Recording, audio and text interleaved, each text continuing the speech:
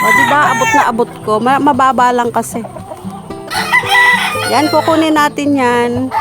Kasi tayo ay maglalaga ng puso ng saging. Good morning sa inyo mga friends. Ayan, dito ngayon sa aming kusina is meron akong puso ng saging. Ayan. Puso ng saging na kinuha ko lang doon sa aming manukan. Pag ako kasi naglalaga ng puso ng saging, ito lang yung kinukuha ko, yung malambot na parte. Pagka gusto kong maglaga. And ito yung ganito, yung matitigas na part na ganyan, tinatapon ko na kasi yan. And may nakita akong isang recipe na ito naman ngayon yung kanyang kailangan. Yung matitigas na part ng puso ng saging. Ito.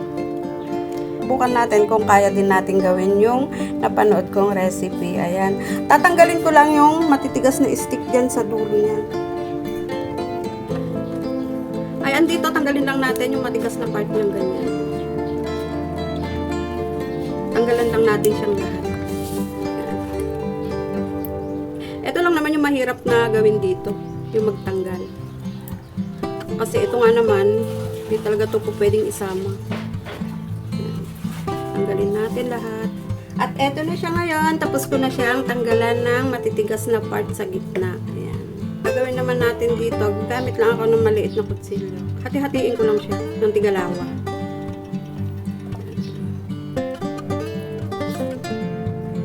Eto na siya ngayon. Tapos ko na siyang gawin. Ayan.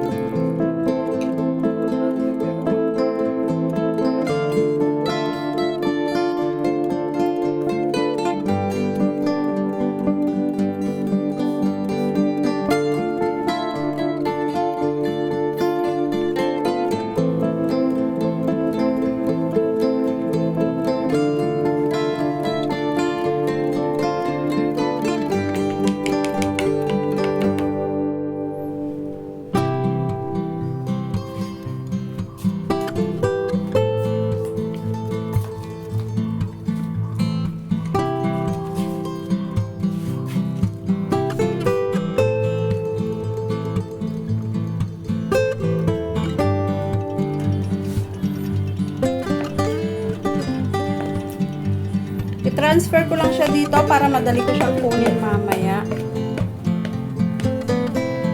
Iwan lang muna natin siya sandali para ma-absorb ng ating banana blossom ang kanyang mga spices na nilagay natin. Ayan. Iwan ko lang muna siya dyan. And i-cook natin siya mamaya sa breadcrumbs. Yan, okay na. Kunin na natin. Tapos, ibalot natin silang lahat sa breadcrumbs.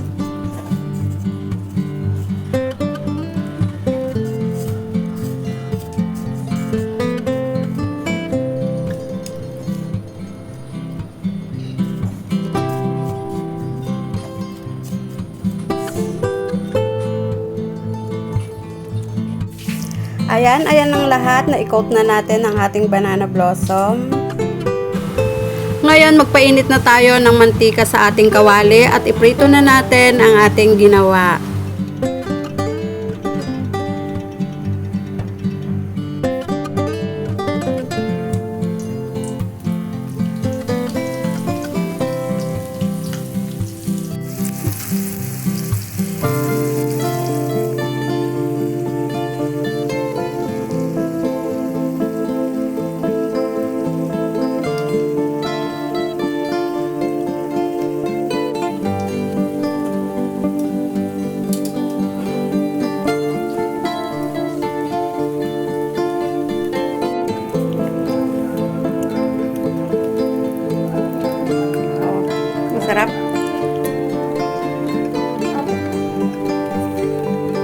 Masarap daw yung aming banana blossom.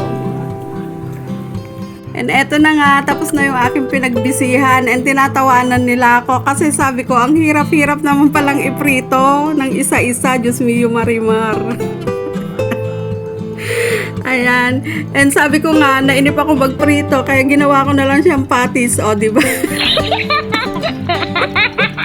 Ayan, and ito ang magiging sausawan namin, kaloka. Kung ano-ano daw kasi pinaggagawa ko, kung ginayat ko na daw yan.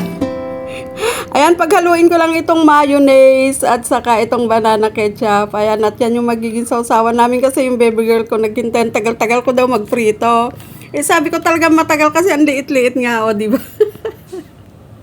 Kasi sabi niya kakainin na daw niya yan. Tagal-tagal naman daw ng kanyang mama magprito. Ayan. Thank you so much sa pagsama ninyo sa akin sa isang hapong walang magawa. Ayan, kung ano-ano lang pinagagawa namin din eh. Ayan, ihalo lang natin itong mayonnaise at saka banana ketchup. At ito yung ating magiging dipping yan. Natawa ako sa sarili ko mga friends sa pinagagawa ko ngayong hapon. O, diba? Gustong-gusto daw niya yan. Niluto namin. It's yummy? Opo. Pero yung isa, yung ginawa namin pati, sayaw niya. Hindi daw ganong malutong. O, yan na lang yung natira. O, diba?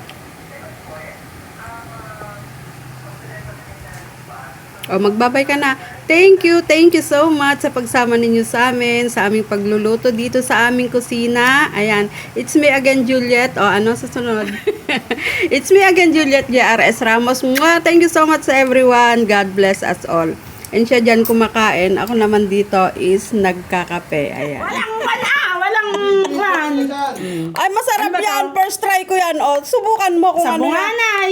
O, Baka naman di pa natanggal yung Hindi palito naman. niya. Oh, ayan. Subukan mo. Idip mo. Oh. Pinagbisihan ko yan ngayong hapon na to. Diyos mio Marimar.